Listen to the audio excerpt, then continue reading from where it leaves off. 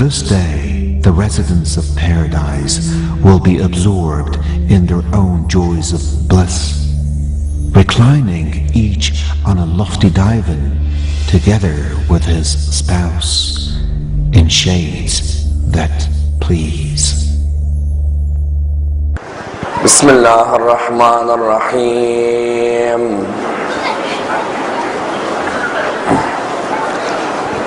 Alhamdulillahi Rabbil Alameen. Wassalatu wassalam ala Sayyidina wa Azimina wa Habib Qulubina wa Shafi'a Nufusina Abul Qasim Muhammad. اللهم صل على محمد وعلى أهل بيته الطيبين الطاهرين وأصحابه الغر الميامين. الحمد لله الذي جعلنا من المتمسكين بولاية سيدي ومولاي علي بن أبي طالب. اللهم صل على محمد. الحمد لله الذي هدانا لهذا وما كنا لنهتدي لولا أن هدانا الله. أما بعد، يقول الله في كتابه الكريم: بسم الله الرحمن الرحيم. قل لا أسألكم عليه أجرا إلا المودة في القربى. The first of our salawat in honor of Rasulullah Muhammad sallallahu alayhi wa alihi wa sallam. Allahumma sallam. The second in honor of Amir al-Mu'mineen Ali ibn Abi Talib.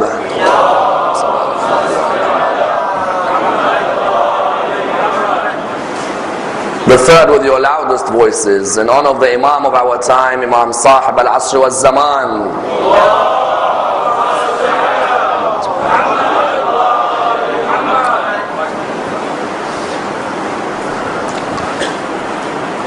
Respected scholars, brothers and sisters, Assalamu alaikum wa rahmatullah wa barakatuh.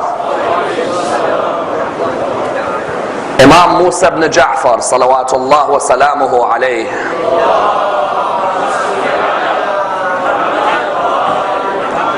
was born on the 7th of Safar in the 128th year after Hijrah and died on the 25th of Rajab in the 183rd year after Hijrah. A man from whose life many a lesson may be learnt and many an outstanding principle may be derived, and a man revered for his patience, his humility, his piety, as well as his justice and the stand against oppression. Imam Musa ibn Ja'far unfortunately has not been studied in the way he should be. There are many who know of his existence, but not many who know about his impact, both spiritually in terms of the legacy he left behind for the religion of Islam, but at the same time in terms of his own character, from which there are so many lessons that can be learned, which can be applied to our everyday lives. When people go and visit his shrine in Baghdad, it is unbelievable to see the number of people who visit his shrine without knowing absolutely anything about his life.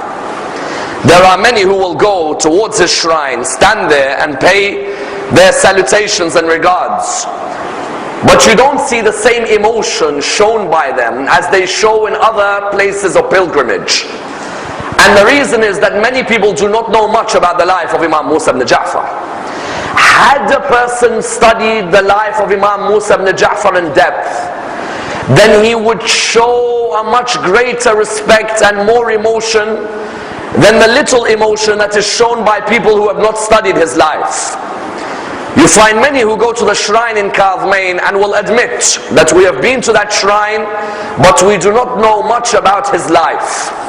We stand there, we ask God to forgive us, we ask God to help us, without really having studied the person or the persons buried in that shrine.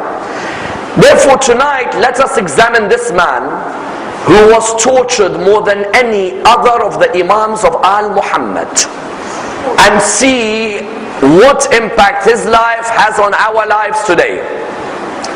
The Imam, as we said, was born on the 7th of Safar. That's why normally the wilada or the birth of Imam Musa ibn Ja'far is hardly celebrated in our communities. Because Safar is normally a time of grief. It's a time when the family of the Prophet were taken towards the land of Sham. And therefore in many of our mosques, that period, the 40-day period, or in some cases a 68-day period until the Prophet's martyrdom, you find that many of our mosques will not necessarily honor his birth. He was born on the 7th of Safar in an area by the name of Al-Abwa. Al-Abwa was between Mecca and Medina. Mufaddal bin Umar narrates that Imam al-Sadiq salawatullah wa salamuhu alayhi had a home which was a place where he would visit on his journey, for example, towards Hajj, or on his journey from Mecca back to Medina. Mufaddal bin Umar says this place was in an area called Al-Abwa. He says, I used to remember seeing Imam al-Sadiq in the middle of the hottest day, plowing the earth and working. I would say to him, Imam, a man of your knowledge, and a man who everybody is willing to work for, why are you working like this? Why don't you let us do the work for you? To which our sixth Imam replied to Mufaddal by saying, and what is the shame in me earning a lawful living? Just like everybody else, there were prophets who all worked. Prophet Idris was a tailor. Prophet Musa, for example, had a job in terms of being a shepherd, let's say. Prophet Dawood used to make the iron and work with iron. Prophet Jesus was a carpenter. The Holy Prophet himself worked for Khadijah. Our sixth Imam said that when I come to Al-Abwa, I plow the earth so I earn a lawful living for myself as well. Just because I'm a man of knowledge does not mean I can't earn a living as well. I, like you, want to earn a living. I, like you, want to be someone who can afford to buy what you are buying as well. And you found that it was in this area, Al-Abwa, that Imam al-Sadiq, the narration tells us, was sitting with Abu Basir. Abu Basir said, we had our breakfast. He says, Imam al-Sadiq used to have the most grand breakfast. As in, he'd make you eat, and he'd want you to eat, and he'd give you all the dishes.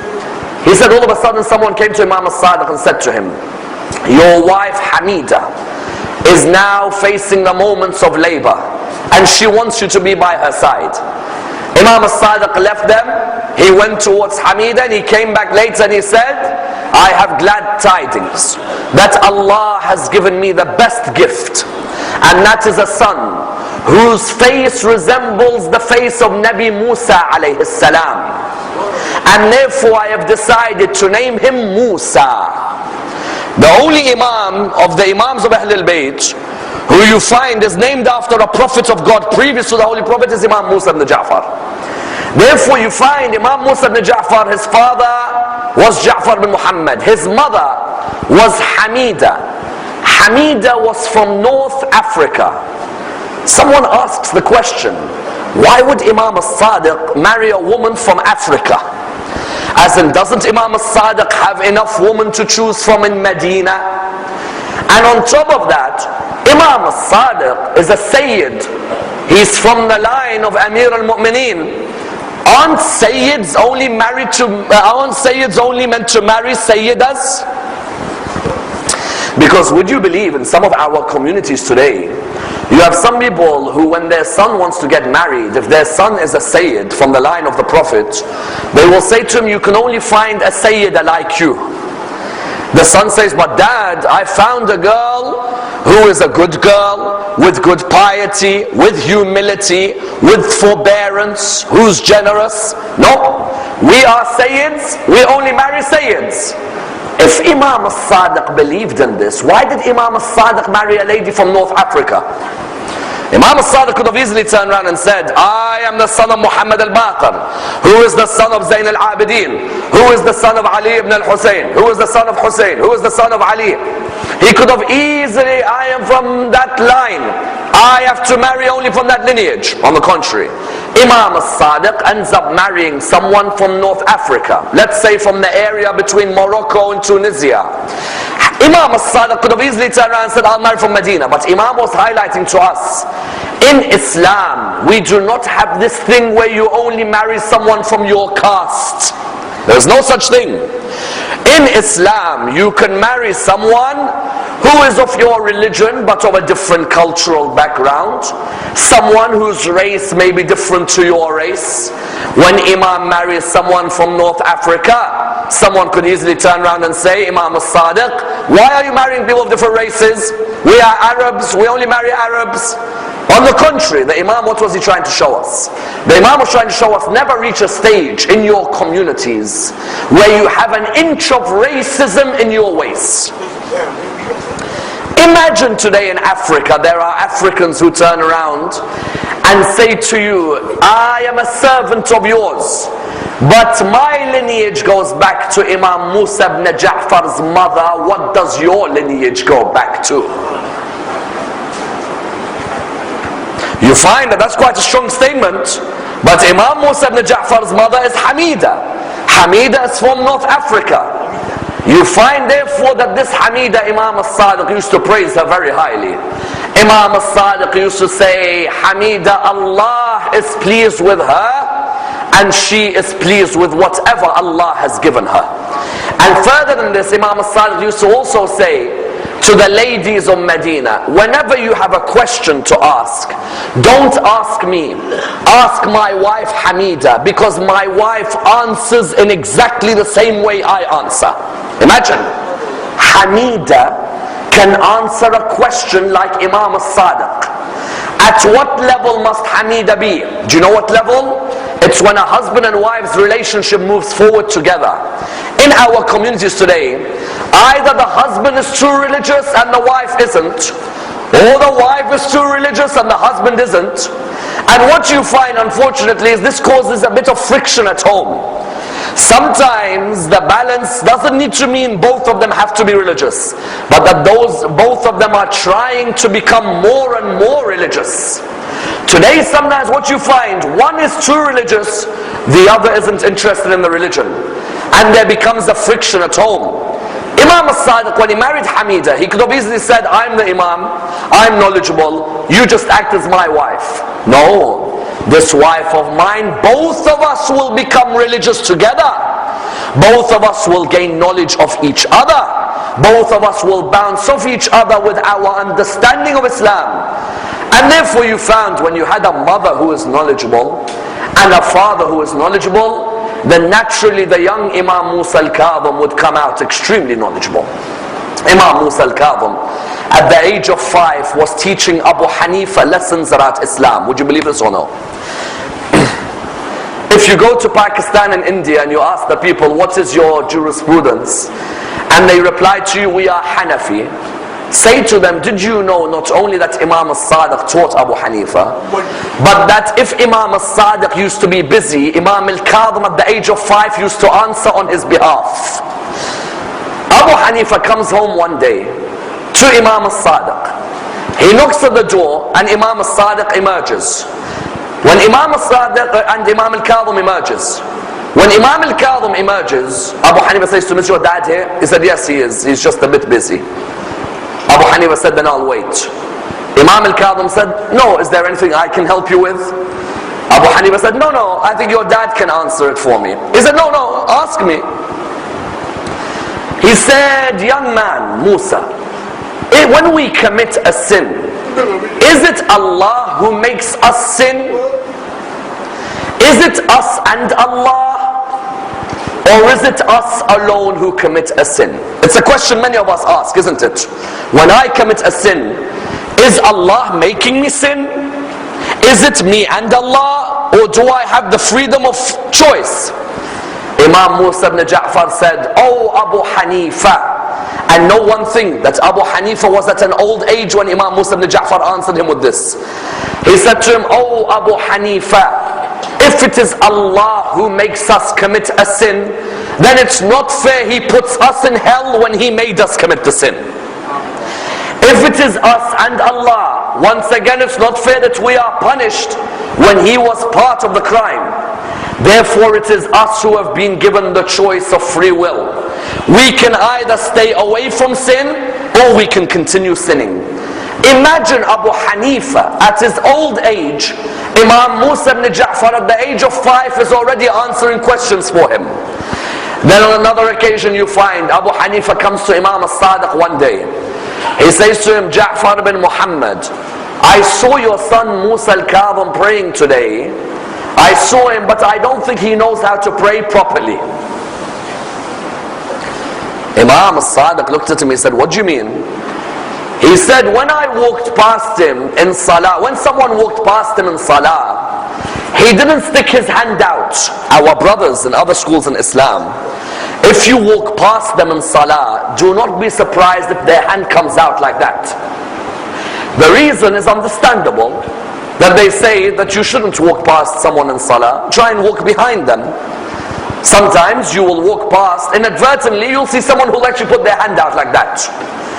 So he said to Imam Ja'far as-Sadiq, he said to Musa al-Kazim, the young boy, doesn't know how to read his prayers properly. Go and teach him. Imam as-Sadiq said, oh Abu Hanifa, why don't you go and teach Imam al-Kazim?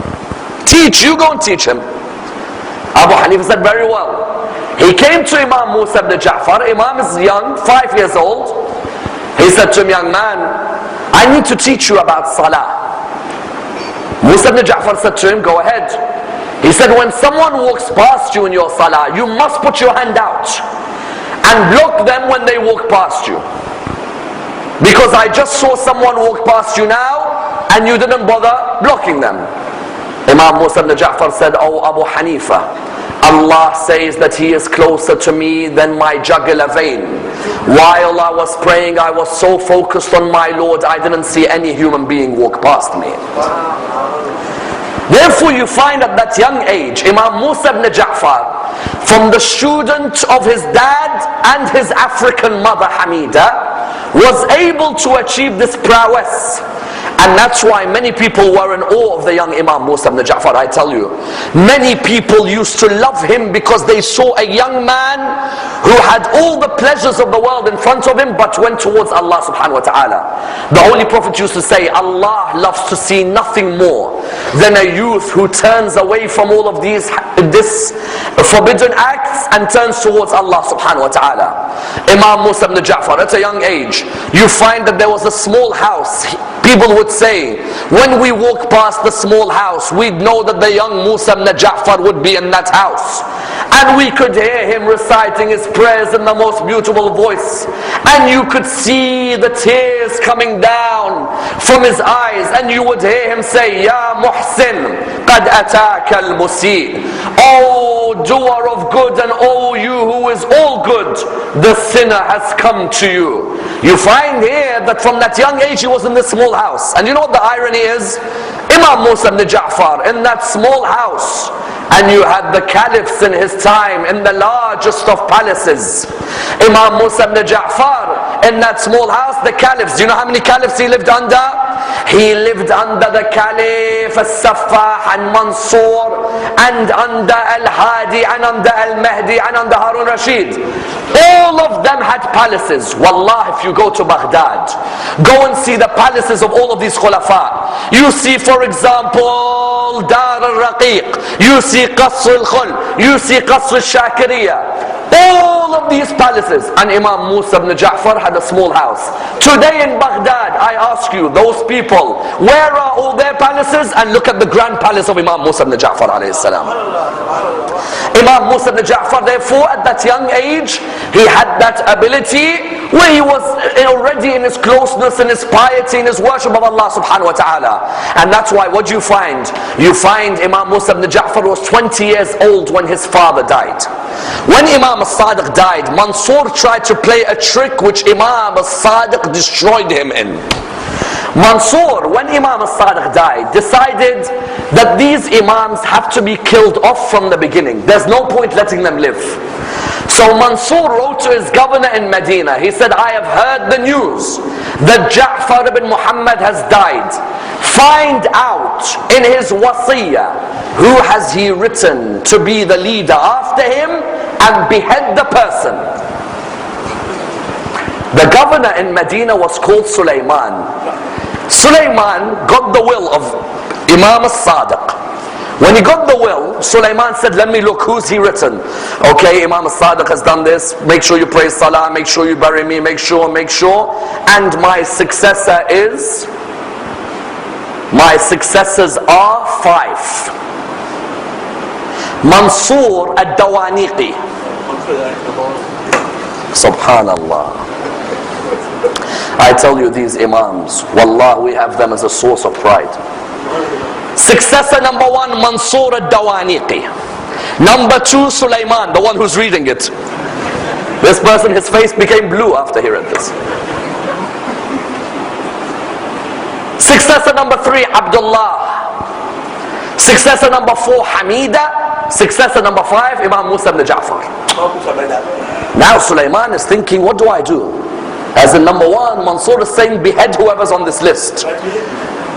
And I'm on this list. And Mansur's on the list. And Musa ibn Ja'far's on the list. And also Hamida, Imam al-Sadiq's wife, on the list. Abdullah's on the list. So he wrote back to Mansur Dawaniqi. Mansur Dawaniqi said, has there any post come? Has there any post come? His servant said, yes. 1 letter came today. He said, give it to me quickly. The letter is Imam al-Sadiq's written down who his successor is meant to be. Mansur's like, continue. What does it say? Mansur al-Dawaniqi number 1. Sulaiman number 2. Abdullah. Mansur said, wait, what are you talking about? He said, Master, you said behead whoever it is. You're one of them. Mansur said, very well, leave these people alone. Leave them. Because if I have to behead the others, that means I have to get someone to behead me as well. If we're going to act out the will, Alhamdulillah, Imam Musa ibn Ja'far, when this happened, was allowed to begin his imamah at the age of 20. And what do you find when he began his imamah? The first thing people noticed in his imamah was that he was a man who was able to restrain his anger however much disrespect you showed him. Because I tell you, when we say his title is Al-Kazim, do you know what Al-Kazim means? In the Quran, in chapter 3 verse 134, there is the verse which says, وَالْكَاظِمِينَ الْغَيْظَ. Kazim means the one who is able to restrain his anger in a moment of difficulty. Imam Musa ibn Ja'far, when they called him Al-Kazim, do you know why? Because when he received the imamate at the age of 20, there were people who used to insult him and curse him. And never in his life did he ever reply back to them. And that's why each one of us should be a Kazim. There's no point saying Assalamu alayka ya Musa ibn Ja'far if we don't have Al-Kazim in our life. How many of us have an anger problem? When you look in the mirror, sometimes don't you admit you have an anger problem? And then when you have that anger problem, ask yourself, why am I not like my Imam Musa ibn Ja'far al-Kazim? When he was al-Kazim, Allah praised him by saying he's a man, when he's angry he restrains. Because one day Imam Musa ibn Ja'far was walking, this man came up to him and said to him, curse on your father and on you. Honestly, how do you reply to people like this? I don't know, is this a human or an animal? Curse be on you and on your father. The companions of Imam Musa ibn Ja'far wanted to approach the man. Imam said, wait, leave him. Finished. He said to me, curse on me and my father, leave him. A couple of days later, Imam Musa ibn Ja'far said, how do you think we should approach this man? And it is vital when we hear these stories of the Ahlul Bayt, let's implement their attributes in our life, please. Al-Kazim, restraining our anger. He asked his companions, how should we treat this man who cursed Imam al-Sadiq and cursed me? They said, Imam, we should punish him. We should attack him. We should confiscate his... He said, no. He said, leave this man to me. A few days later, Imam walked towards the garden of this man. He inquired about him. They said he's in his garden. Imam walked towards the garden of this man. When he walked towards his garden, as he entered the garden, the man said, what are you doing here, you son of... Imam looked at him and said, what's the problem? He said, you've already damaged my garden with your footsteps. Imam said to him, how much have you spent on this garden? He said, 100 dinar. He said, how much do you expect to make from it? He said, 200 dinar. He said, here, take. When the man counted it, it was exactly 300 dinar. The man looked at Imam al-Kazim. He said, but look at the way I cursed you. I cursed Ja'far al-Sadiq and I cursed you. He said, we the Ahlul Bayt have been taught to instill akhlaq not only in the lives of the people but in our life as well. I could easily reply back to you, but I want you to understand that as humanity, we can never survive if each one of us is going to attack each other like that. People would call him Al-Kazim, another person would say, Wallah, I saw him as Al-Kazim when one day in his house someone dropped water all over his abba. And the person looked at him and said, Bismillah ar-Rahman ar-Rahim, Al-Kadhimin al-Ghayz. Imam said, I have restrained my anger. Wal-Afina an-Nas. Imam said, I have forgiven you. Wallah yuhibbul muhsinin. Imam said, I have freed you for the sake of Allah subhanahu wa ta'ala. That attribute of Imam al-Kazim was at the beginning of his life, and later he would need it when he was in prison for more than 15 years of his life. But it was that attribute where people would then respect him in his knowledge. Do you know why? If your akhlaq is good, people will listen to your knowledge. If your knowledge is good without akhlaq, no one will listen to you. Imam Musa ibn Ja'far first had to establish to the people that you can see my morals. Now trust me when I have knowledge. I am sincere in giving you this knowledge. That's why one day, Imam Musa ibn Ja'far is walking. He goes past the house where music is being played. When he walks past the house where music is being played, he sees a lady sweeping the floor outside the house. He says to her, may I ask you a question? She says, go ahead. He said, is the owner of the house a free man or a slave? She said to him, of course, he is a free man. Imam replied, yes, definitely, because if he was a slave, he'd know which master was watching him. She heard him and she thought, you know, I've never thought about it like this. If truly I am an abd of Allah, then how am I not respecting my master by playing music at home? Do you know what the narrations say? She went back in the house. Her husband said to her, what happened? She said, oh, I was just talking to someone outside. The husband said, what did the person say? She said, I don't know, he looked like a very humble man and he just asked me a question. The husband said, what was the question? She said, the question was, is the owner of the house where music is being played, is the owner of the house a free man or a slave? So I said to him, he's a free man. So he said, what did he say then? She said, I heard him say, yes, definitely he's a free man, because if he was a slave, he'd know that the master was watching him. That person said, can you describe him to me? She said, yes. He had this complexion, and this look, and this beard, and this height. He said, that is Musa ibn Ja'far. He ran out of the house without even wearing his slippers. He ran and looked for Imam Musa ibn Ja'far until he found him. He said, oh Imam, forgive me. Wallah, I have never thought of music the way you said it. In the past I heard people say music is haram, but it didn't convince me. But the way you described it makes sense. How can I play music in a house and I claim to be a servant of Allah subhanahu wa ta'ala? That person, do you know what the Imam said to him? He said, do not worry, if you regret it and you perform tawbah, Allah will forgive you. That person today, the Sufis respect him very highly. They call him Bishr al-Hafi. Al-Hafi in Arabic means the one who walks barefooted. They called him Bishr al-Hafi because he ran out of his house to Musa ibn Ja'far barefooted. But look at the lesson Imam Musa ibn Ja'far taught.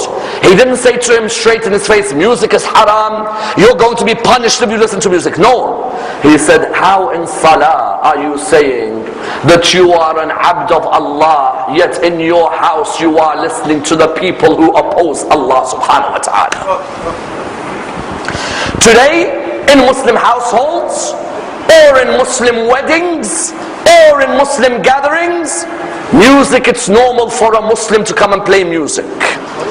And when you see them and you say, what is this music that's being played? They say, well, you know what, at the end of the day, it's a celebration day and it's a one-off occasion. I remember one scholar saying that they said to me when I asked them on the first son's wedding, what is this? The father said, you know, it's my first son, please. When it was the second son, the father said, you know, it's my second son. When it was the third son, the father said, you know, this is the last one and that's it, there's none after this. You want to begin your first day in halal or in haram? You find Imam Musa ibn Ja'far said, is the house a person free or a slave? If he is a slave of Allah, he would never play such a thing. In other words, what did you find whenever Imam Musa ibn Ja'far would advise? There was a rational side to his advice. But truly, that aspect of him being Kazim was needed in his life. Why? Because I tell you, the amount of oppression they showed the Shia at that time was phenomenal. There has never been a period in Islamic history when the Shia of Al-Muhammad has been oppressed like when Imam Musa ibn Ja'far was Imam. I tell you, if you were to read the Khulafa who he had to live under, Shia could not even practice their faith. Do you know how the Shia had to practice? They had to employ taqiyya. Taqiyya is when you conceal your belief because you are in a state of life or death. Amongst the people who had to perform taqiyya, because of that time, you found many of the great companions of Imam al-Kazim, Ibrahim al-Ja'fi, Ahmad al-Halabi, Ahmad al-Bazanti, amongst others, had to conceal their faith because of Imam Musa ibn Ja'far and because of the caliphs of the time. Because you know what these caliphs were doing? These caliphs were terrorizing any Shia of Al-Muhammad. Do you know Imam al-Rada has a hadith? When I read it, I couldn't believe the hadith. And tomorrow, inshallah, we discuss Imam al-Rada. Imam al-Rada says that if it wasn't for the event of Karbala, the worst tragedy to have affected our Ahlul Bayt was the tragedy of Fakh. When I read Fakh, I decided to go and do my research. What is the tragedy of Fakh? For Imam al-Rada to say the worst tragedy which affected our Ahlul Bayt was the tragedy of Fakh. Da'bal bin Ali al-Khuzai even has poetry about their graves in Fakh. Do you know what happened in Fakh? After Al-Mansur died, who became the caliphs? You had the brothers, you had Hadi and Mahdi. Hadi al-Abbasi had a governor in Medina who used to oppress the Shia so much that he made them every morning and every evening, if you were a Shia living in Medina, you had to come to his palace and sign up. Sign up, what does sign up mean? Means you literally just have to come sign your name so he knows that what you're doing or where you're hiding or what your movements are. Every Shia, man, woman, child, has to come in the morning, has to come in the evening and sign in the palace. In that time, the cousins of Imam Musa ibn Ja'far, Hussein bin Ali al-Khair, Hassan al-Aftas, this governor of Medina, the governor of Hadi, caught Hassan al-Aftas and whipped him 200 times in public for being a follower of Ahlul Bayt. And on top of that, he spread out to the people that this man, because we caught him drinking, we have to punish him and we need to parade his body on a donkey. Hussein bin Ali al-Khair, cousin of Imam Musa al-Kazim, went to this governor. He said, listen, number one, I know my cousin was not drinking. Number two, the punishment for drinking alcohol in Islam is 80 lashes. Why have you punished him 200 lashes? Number three, in Islam you don't parade a body on a donkey. That person said to him, who are you to speak to me like that? You and your Shia can't even practice your faith in my time. You have to come to my palace in the morning and in the evening. Get out. This Hussein bin Ali al-Khair decided to tell all the Shia, rise, let's not sit and watch.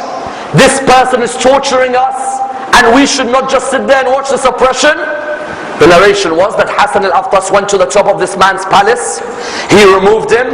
He said, Hayya ala salah, Hayya ala al-falah, Hayya ala khayr al-amal. Everyone rise. The family of Ahlul Bayt rose under the leadership of Hussein and Hussein's sister Zainab. Do you see how history repeats itself? 100 years after Karbala, Hussein from the grandsons, Zainab from the granddaughters. This Hussein raises all of Al Muhammad, 232 members of Al Muhammad went to rise against these people. And you know what that Hussein told Zainab? Subhanallah, how history repeats itself. Hussein told Zainab, he said to her, my sister Zainab, when the blood reaches your ankles, then this paper of our followers, let it go with the blood, because we don't want our followers, if we die, to be caught. When Hussein got killed, that governor, do you know what he did? He took all the children of Al Muhammad who survived. He took them to Baghdad, to the Khalifa of the time, Al-Hadi. All these children were sitting in front of Al-Hadi. Imagine you've got lots of children of Ahlul Bayt, grandchildren of Bibi Fatima, all of them in front of Al-Hadi. Al-Hadi looked at them, he said, who's these? They said, the grandkids of Fatima al-Zahra. He said, oh, they are the ones related to Musa ibn Ja'far? He said, yes.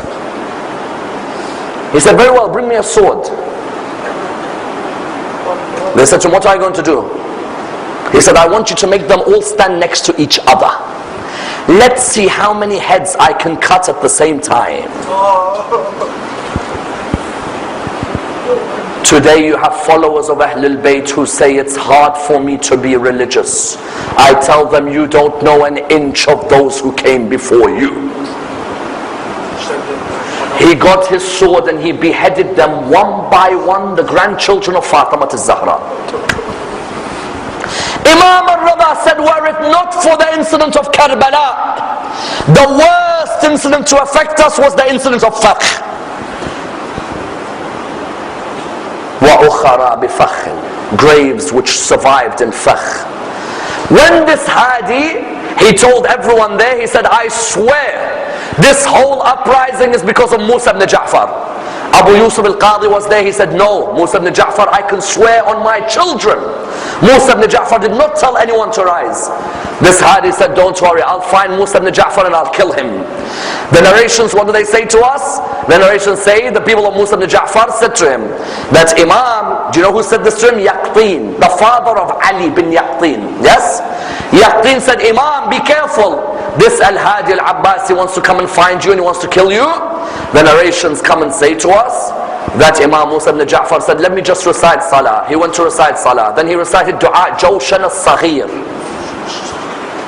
Then after finishing Jawshan al-Saghir, he said, do not worry. You will hear news shortly that Al-Hadi al-Abbasi has just died. The news then came, Hadi al-Abbasi had just passed away. After Al-Hadi al-Mahdi, after Al-Mahdi, the worst caliph to treat an Imam of Ahlul Bayt, Harun al-Rashid. Harun al-Rashid, if he found out you were Shia, you were beheaded. Harun al-Rashid would not allow anyone to come out and say they were Shia. Do you know how they used to have majalis in those days? Look at us today, alhamdulillah. Thousands of people sitting in a lecture, listening to the majalis of Ahlul Bayt. Do you know in those days what they would do? You would sell butter. While you're selling the butter, you teach your fellow Shia about Ahlul Bayt. As soon as a guard of Harun al-Rashid walks past, you then say, okay, 3 kilograms of butter, I will get it for you, don't worry. And that's why some of the greatest companions of Imam al-Kazim, when Harun al-Rashid put Imam al-Kazim in prison, some of his greatest companions had to come and ask him, what shall we do? Amongst them, Bahlul. You think Bahlul is a simple companion? Bahlul was a student of Imam al-Sadiq and Imam al-Kazim. Bahlul came to Imam al-Kazim in prison. He said, Imam, him and 2 other companions. They came to Imam al-Kazim. They said, Imam, you are in prison. What shall we do? We, your followers. How do we spread your word? Imam said Jim.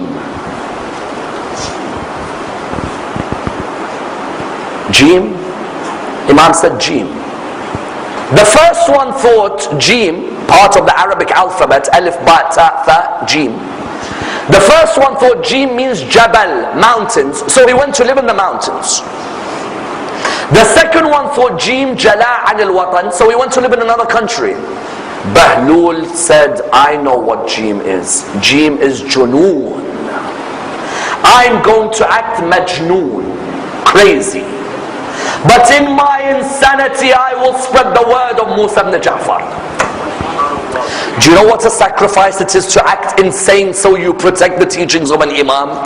Do you know what sacrifice that is? I don't think we know. We don't know what that sacrifice is, brothers and sisters. We today, when you ask us to be religious, I'm not ready yet. Ready? You think anyone's waiting for you? This ship has sailed. If you've studied the lives of the Imams and you're still thinking, I'm not ready yet. No, move away. Rather look at someone like Bahlul and say, Bahlul has to act insane to preserve the teachings. And wallah, Bahlul, the way he used to act, you would see a man who acts insane but his words are words of wisdom. One day, Bahlul is sitting down on the throne of Harun al-Rashid. And he's jumping up and down, jumping. The people came, they started hitting him. Bahlul, get off. And he kept on jumping and jumping on the throne. All of a sudden, they came, they hit him and they removed him. He began to cry. Harun al-Rashid walked in. He looked at Bahlul crying. He said, why is Bahlul crying? The guard said, oh, our master, he's crying because he was sitting on your throne. And how dare anyone sit on the throne of our master? Harun al-Rashid said, Bahlul, is that why you're crying? He said, no. He said, then why? He said, I cry for someone like you. How could you sit on the throne of the sons of Fatima al-Zahra? What will you answer your Lord on the day of judgment? And then all of a sudden he'll run away on a broomstick. Harun al-Rashid will look at him and think, this guy's crazy, but will also know the bullet hit. On another occasion, Bahlul tells Harun al-Rashid, give me the keys to the prisons of Baghdad, please give me them. Harun al-Rashid said, what do you want to do with them? He said, I just want to play. Harun al-Rashid said, okay, take them. An hour later, the guards come. Harun, there is trouble. Harun al-Rashid said, what's the trouble? He says, all the prisoners have been released. Harun said, oh my God, Bahlul. Where is Bahlul? They said, he's in the graveyard, he's sitting down. Harun al-Rashid came up to me, saw Bahlul crying. He's like, Bahlul, didn't I tell you don't mess about with these keys? Why did you release them? Bahlul said, please, I'm sorry, please. Bahlul then said, is there any way I can be forgiven? Harun al-Rashid said, yes. Bahlul said, what is it? He said, if you make sure they're all caught, then I'll forgive you. Bahlul said, very well, let's stay in this graveyard because there'll be a day when all of them will come here. Harun al-Rashid one day tells Bahlul, Bahlul, you are insane. I know you're crazy. But sometimes you say some extraordinary things. I don't know where you got them from. He doesn't know he got them from Musa al-Kazim. He said to him, Bahlul, you know there is Sirat on the day of judgment, on Qiyamah. How will it feel when we're on that Sirat to heaven or hell? Bahlul said, I don't know. He said, no, tell me. He said, okay, I do know. He said, what is it? He said, get me a pot. He said, okay, I'll get you a pot. He bought the pot. He said, put some water in the pot. He put some water in the pot. He then said to him, light a fire under it, let it boil. Harun says, okay, we boil the water, there is fire. Bahlul said, now put a plate on top of it, on top of the pot. Harun said, okay, I'll put this big plate. Bahlul said, now we have to play a game. He said, what is it? He said, I have to stand on the pot and I have to say what I eat every day and what I drink every day and what I own in this dunya. And I have to say it, but I can't get off even though the fire is under me. And then you have to get on and you have to say what you eat and what you drink and what you own in this dunya. So Bahlul got on. He said, my name is Bahlul. I eat a bit of bread, I drink a bit of water, and I don't own anything in this dunya. And he got off. Now it's your turn. My name is Harun Rashid. I drink alcohol, and I drink, and I also eat. I eat. Then he jumped off. Bahlu said, what's wrong? We didn't even get to the things you own and you jumped off already. So he said to him, what do you mean? He said, I just get boiled a bit of fire and you couldn't handle it. How will you handle the salat when Allah asks you about your life? In other words, this Bahlul, do you think he acted insane because he wants to? No human wants to act insane. But he knew Imam Musa ibn Ja'far told him, so he preserves the teachings of Ahlul Bayt. Likewise, Ali bin Yaqtin was the minister for Harun al-Rashid. First, when he came towards Ahlul Bayt, he wrote a letter to Imam al-Kazim. He said, Imam, how do us, the followers of Ahlul Bayt, do our wudu? Imam Musa al-Kazim wrote back to him, he said, we perform our wudu by washing our face, and then washing our hands, and then wiping our head, and then washing our feet. Ali bin Yaqtin said, when I read the letter, I'm like, washing our feet? We don't wash our feet. We wipe our feet. But Imam Musa ibn Ja'far would not make a mistake. So what do I do? Do I wash or do I wipe? Someone who was jealous of Ali bin Yaqtin told Harun al-Rashid, I think that Ali bin Yaqtin is a lover of Musa al-Kazim. Harun al-Rashid said to him, why? He said, because I've seen him talk about him. And he talks about him in a pleasant way. Harun al-Rashid said, Ali bin Yaqtin would never leave my way. This is not true. That person said, no it is, I promise you it is. Harun al-Rashid said, very well, tomorrow I will find out. The person said, how? He said, we'll go and spy on Ali bin Yaqtin in wudu. You know, there's a moment in your life where you either unconditionally submit to your Imam, or you pick and choose what of Islam you like, isn't it? Ali bin Yaqtin is reading a letter where Musa ibn Ja'far says to him, wash. Ali bin Yaqtin knows you have to wipe. But if Musa ibn Ja'far says wash, then you have to wash. Harun al-Rashid is watching through the window. Ali bin Yaqtin is doing his wudu, washes his face, washes his hands, wipes his head, and now the crunch time. Do I listen to my Imam or do I make up my own Islam?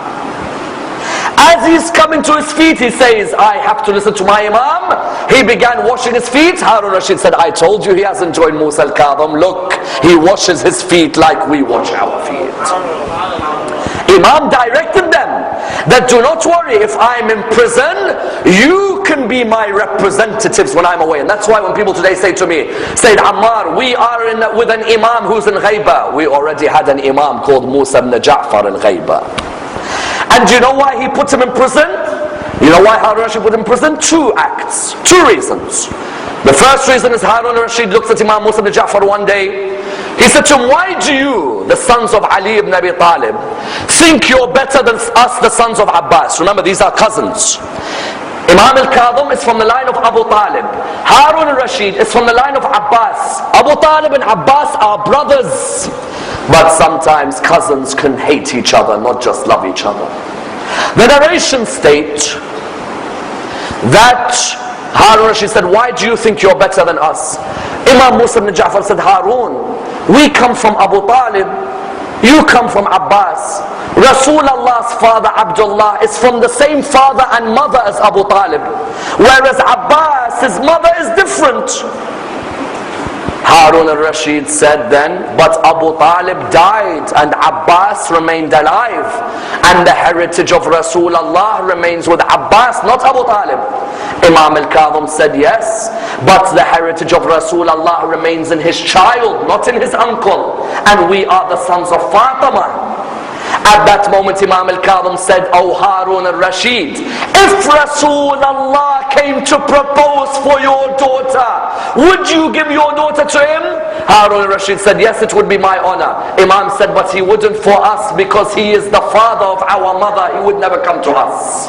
Therefore our line is a straight connection, whereas yours is an indirect connection. Harun al-Rashid was not happy with this. It brought an envy, but he still needed a rumor to be spread. Do you know who he paid to spread a rumor about Imam al-Kazim? Imam's brother Ismail had a son called Ali. You know, today in the Muslim world we have different sects. We have the Zaydis, the Ismailis, we have the Imami Ithna Asharis. And Ismail was the brother of Imam al-Kazim, but from a different mother. The narrations, what do they say to us? The narrations say to us, Ismail had a son by the name of Ali. Yahya al-Barmaki told this Ali that we will pay you a certain amount of money. And by the way, Ismail died before Imam al-Sadiq. Ismail died before Imam al-Sadiq. Some of the Shia of the time believed because Ismail is the eldest son, that means he should be the Imam after. And even if he's dead, his son should be the Imam. Whereas we say in the school of Ahlul Bayt, it doesn't mean because you're the eldest son you should be the Imam. It's who Allah has chosen who should be the Imam. Ali bin Ismail, Yahya al-Barmaki told him, we'll pay you a certain amount of money if you come from Medina to Baghdad and you spread rumors about Musa ibn Ja'far. The narrations say, Ali bin Ismail, Imam Musa ibn Ja'far's nephew, just before he left, Imam said to him, where are you going? He said, I'm going to Baghdad. He said, why? He said, I have debts which I need to pay. Imam said, Ali, I'll pay your debts. You don't need to go to Baghdad. The narration say, Ali said, no, I want to go. Give me a piece of advice, oh my uncle. Imam said, do not be the cause of the bloodshed of me and my family. And then he said, Ali, here's 300 dinar. One of Imam's companions said, Imam, why did you give him 300 dinar? Don't you know this man what he's going to do? Imam said, Rasulullah used to say, look after your relatives. If you look after your relatives, if your relatives do evil to you later, that's Allah's concern, not yours. You do good to your relatives. What they do after, Allah will judge them. You know this Ali? He went all the way to Harun al-Rashid. Harun al-Rashid was sitting down. Yahya al-Barmaki was sitting down. Harun al-Rashid said, what is it, Ali? He said, you know this Musa ibn Ja'far? He's sitting in Medina. He's collecting weapons and he's raising an army to kill you. All for money. Imam Musa ibn Ja'far didn't raise any army. He didn't have any weapons. Harun al-Rashid said, oh people, did you hear this? They said yes. He said, now do you allow me to put him in my prisons? The people said yes. Ali bin Ismail, Imam al-Kazim's nephew, said, can I have my envelope? He gave him the envelope. When he went out to open the envelope, do you know how much was in the envelope? 200 dinar. How much did Imam al-Kazim give him? 300. When he saw the 200, he couldn't believe it. He choked and he died at that moment. He let down his uncle, and from there Harun al-Rashid took over Imam al-Kazim's life. Imam al-Kazim, they moved him from prison to prison. More than 15 years he spent in prison. The first prison was in Basra. Then they took him to Qantara prison. Then they took him to the prison of Fadl ibn al-Rabi'. Do you know Fadl ibn al-Rabi'? Do you know one day what he said? You know Imam Musa al-Kazim, when he first entered prison, you know what his first words were? Ya Allah, all my life I have asked you to give me the honor of worshipping you in a place alone. I now thank you that you've given me this honor. Would you say that if you were in prison? Would you? Ya Allah, all my life I've asked you to let me be in a place where I can worship you alone. Now thank you. Would you say that? Prison makes a human being get destroyed sometimes. Fadl ibn al-Rabi', when Imam Musa al-Kazim was moved from Basra prison, then to Qantara prison, then to Fadl ibn Rabi''s prison. Fadl ibn Rabi' told Ahmad al-Qazwini, he said to him, Ahmad, come with me to my prison. So he came. He said, what do you see in the prison? He said, I see a man, I see a white robe. He said, no, look closer. He said, no, I see a white robe. He said, no, that's Musa ibn Ja'far in sujood. The whole time in prison, he studies in his sujood. He says, Harun al-Rashid sent the most beautiful girl in the whole of Arabia into Musa ibn Ja'far's prison. And when she entered the prison, she said to Musa ibn Ja'far, "Oh man, whatever you want from me, I'll give you." And he didn't reply. "Whatever you want, I'll give you." And he didn't reply. The third time she said, "Please, whatever you want, I'll give you. The Khalifa sent me." She says that he turned around to me and he said, "Oh lady, why would I want what you offer when Allah has offered more?" Said by the time the guards entered the prison, they saw Musa ibn Ja'far in sujood and the lady behind him in sujood. And he sent people into the prison who didn't speak Arabic. They came out as Muslims. He said, "What's wrong with you? You people were meant to kill Musa ibn Ja'far." They said, "The man started speaking to us in our language, and we became Muslims from his words." Fadl ibn Rabi' used to say, "How can I torture a man? In the daytime he is fasting, in the night he is praying." Then after that they took him to the prison of Fadl bin Yahya, until at the end they took him to the prison of As-Sindi. As-Sindi. Do you know what his prison was? May Allah bless the soul of Imam Musa ibn Ja'far. All those years in prison. You know what his prison was? The other prisons, they were tight spaces. As-Sindi's prison was the type of prison where it's a narrow pole and they make you stand inside it so that you can't sit.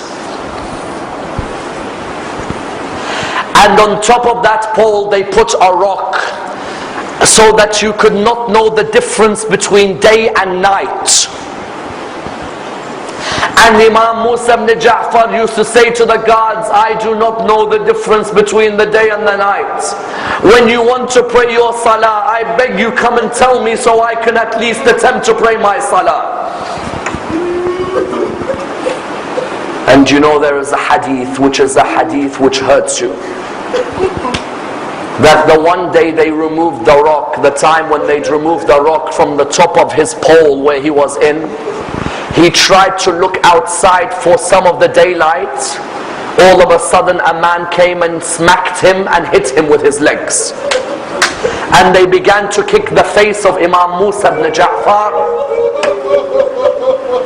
Do you know how many people visit Imam Musa ibn Ja'far and don't cry by his grave? Do you know? Because they say we don't know anything about his life. No Imam of Ahlul Bayt was tortured like Musa ibn Ja'far. No Imam. Aba Abdullah, there is no day like Aba Abdullah. But there are no years like Imam Musa al-Kazim. And at the end Imam Musa al-Kazim in prison is the only Imam. And I say, Ya Allah, I don't know how much they tortured Imam al-Kazim in prison. But imagine an Imam. Normally Imams of Ahlul Bayt can take anything. Imagine Imam al-Kazim, his last dua in prison, Ya Allah, all my years I asked you to allow me to worship you alone, and I thank you for that honor. But Ya Allah, I beg you now, release me from the prison of Harun.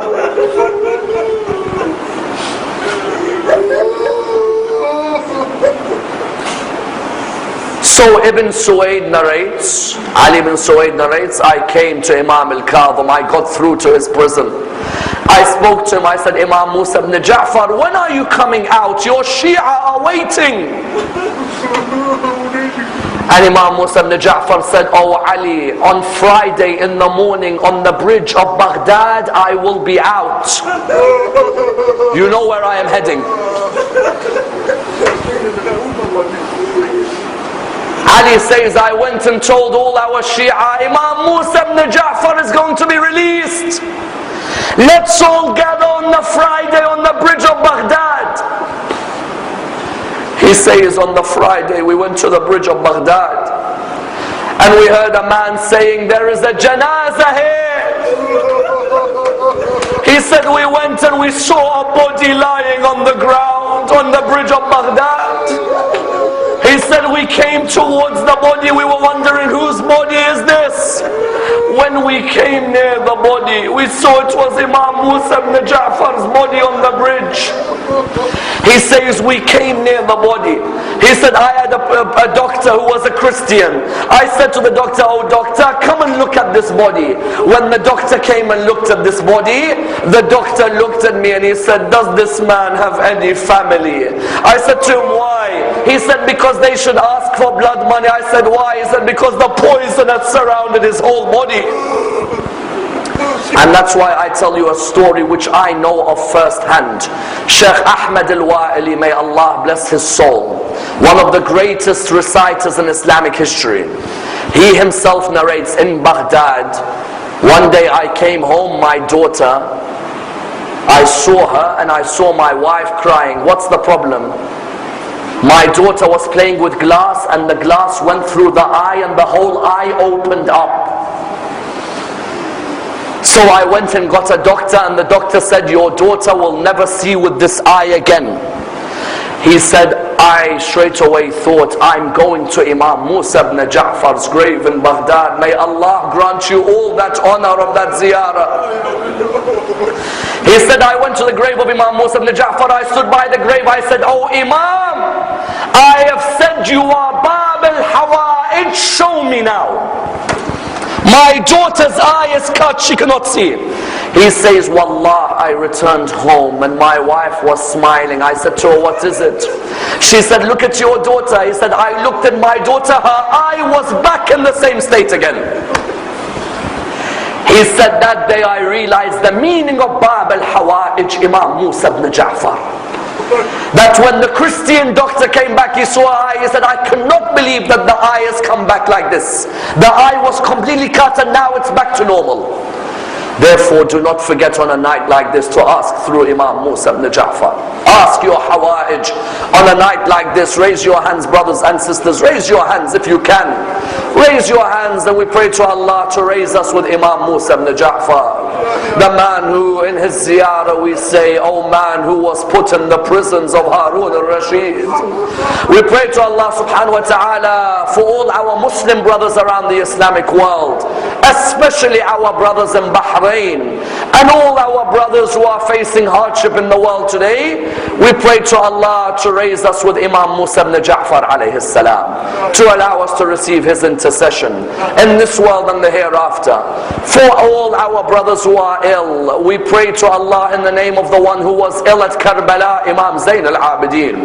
We pray to Allah with the following dua, Bismillah ar-Rahman ar-Rahim, Amman yujibu al-Muttar idha da'ah wa yakshifu as-su' أمن يجيب المضطر إذا دعاه ويكشف السوء أمن يجيب المضطر إذا دعاه ويكشف السوء أمن يجيب المضطر إذا دعاه ويكشف السوء أمن يجيب المضطر إذا دعاه ويكشف السوء. Inshallah, tomorrow we will continue with the biography of Imam Ali ibn Musa al-Rida. We pray to Allah subhanahu wa ta'ala the Surah Al-Fatiha, but before it the loudest of your salawat.